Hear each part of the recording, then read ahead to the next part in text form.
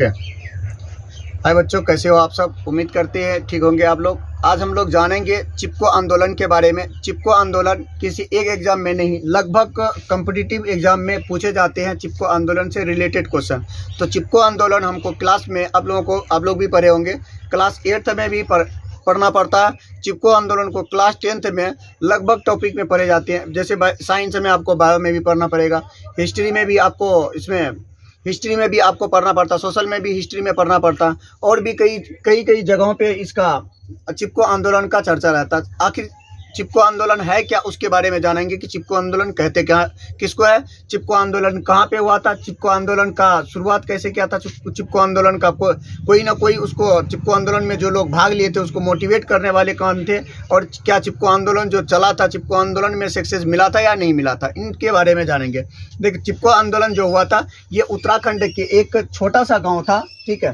तो चिपको आंदोलन सबसे पहले जो हुआ था, चिपको आंदोलन का कब 1970 में चिपको आंदोलन का शुरुआत हुआ था। वो भी शुरुआत कहाँ पे हुआ था? उत्तराखंड का गढ़वाल जिला में एक रेनिन नाम का गांव था, जो छोटा सा गांव था, ठीक है। और वहाँ पे कुछ पेड़ थे, कुछ पेड़ नहीं, बहुत सारे पेड़ थे, बड़े बड़े पेड़ थे। तो उन्हीं पेड़ों को काटने के लिए कुछ लोग, ठेकेदार के लोग आए थे। उन्हीं पेड़ को बचाने के लिए वहाँ के महिलाओं ने सुंदरलाल बहुगुण, वहाँ का जो इसका मतलब उसके मुख्य जो क्या थे, जैसे कोई आंदोलन चलाया जाता है तो आंदोलन में कोई ना कोई लोग क्या होते हैं, मुख्य होते हैं। उसी तरह से रेनिन गांव के एक सुंदरलाल बहुगुण जो थे, वो क्या थे, इस आंदोलन का क्या था, मुख्य मतलब इसी के नेतृत्व में होते थे। मतलब मुख्य जो थे वो कौन थे? सुंदरलाल बहुगुण ही थे।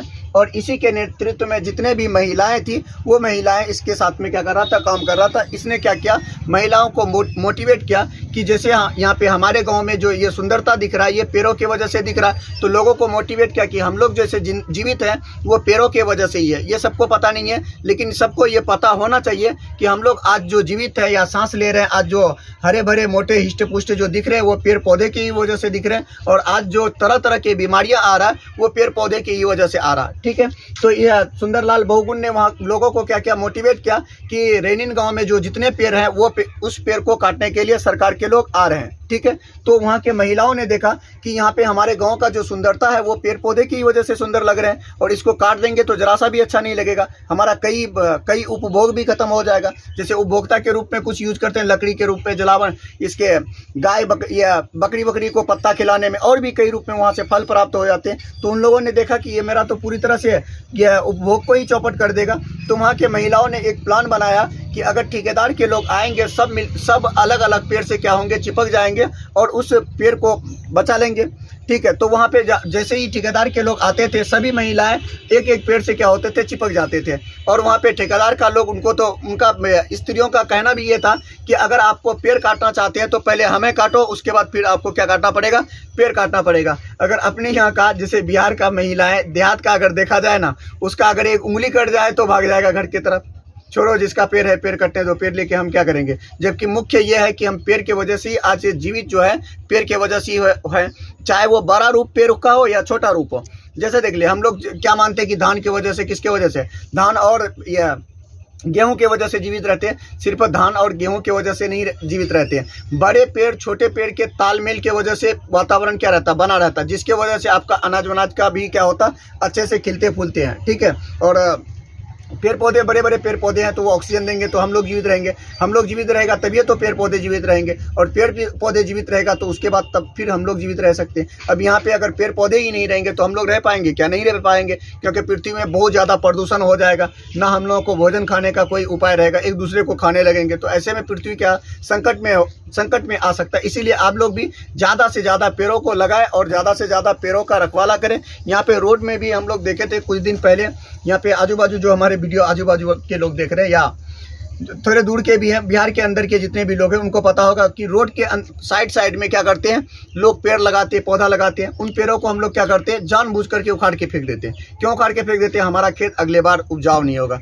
उनको इतना भी सेंस नहीं है, उसके जो उस पेड़ की वजह से अच्छे खासे उसके खेतों में ह्यूमस बनेगा। अगर एक कॉर्नर पे अगर खेती नहीं हो रहा, लेकिन खेतों का बाकी हिस्से का उर्वरा शक्ति को क्या कर देगा, बढ़ा देगा। तो जहाँ पे भी अगर पेड़ रहता, उन पेड़ों का आप सुरक्षा दीजिए या उनका देखभाल कीजिए, ना कि उसको उखाड़ करके फेंक दीजिए। अधिकतर लोग यही करते हैं, जबकि हम लोग जीवित भी किसके वजह से, पेड़ पौधे की वजह से ही जीवित है। तो चिपको आंदोलन समझ गए। रेनिन गाँव के लोग, रेनिन गाँव में ये ठेकेदार के, सरकार के ठेकेदार के कुछ लोग थे जो उन पेड़ों को कटाई करने आए थे, और वहाँ के महिलाओं ने पेड़ से चिपक करके उन पेड़ों को बचा लिया। इसी को क्या कहते हैं, चिपको आंदोलन कहते हैं। समझ में आ गया। और ये चिपको आंदोलन बहुत ही मतलब इतिहास में सबसे ज़्यादा फेमस चीज़ है, क्योंकि वहाँ पे इसको बचाने का अनोखा प्रयास किया था। जैसे मान लीजिए कोई भी संगठन अगर किसी चीज़ से नाराज़ रहता तो वह रोड में क्या करते हैं, आग लगाते हैं, तरह तरह का मतलब जाम करते हैं। लेकिन इन लोगों ने इस तरह का कोई घटना नहीं किया, सीधे पेड़ से ही चिपक गया। अगर पेड़ से नहीं, अगर मान लीजिए रोड में क्या करता, वो लोग प्रदर्शन करता,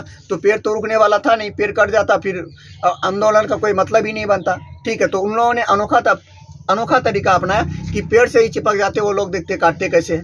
ठीक है, तो पेड़ से चिपक करके उन महिलाओं ने अपने बच्चे की तरह उन पेड़ों को क्या किए, बचाए। और कई जगह पे लोग ऐसे भी होते हैं पेड़ पौधे को अपने बच्चे की तरह पालते हैं, लेकिन अपने यहाँ पेड़ पौधे को देख करके और भी नोच देते हैं कि बड़ा हो जाएगा तो ठंडा पड़ेगा, तरह तरह के माइंडेड सोचने लगते हैं, इसमें उपजाऊ नहीं होगा, दीजदार सोचने लगते हैं। बट बाहर में लोग उसी चीज़ को बहुत बेहतरीन, अपने बच्चे को जिस तरह से पाला पोसा जाता है उस तरह से पाला पोसा जाता। तो चिपको आंदोलन आपको समझ में आ गया होगा कि चिपको आंदोलन क्या था। और एक बार रिपीट कर देते हैं। चिपको आंदोलन जो हुआ था 1970 में हुआ था, और यह उत्तराखंड का एक गढ़वाल जिला था, और उसी गढ़वाल जिला में एक छोटे से गाँव थे, और उसी में सुंदरलाल बहुगुण वहीं के रहने वाले थे।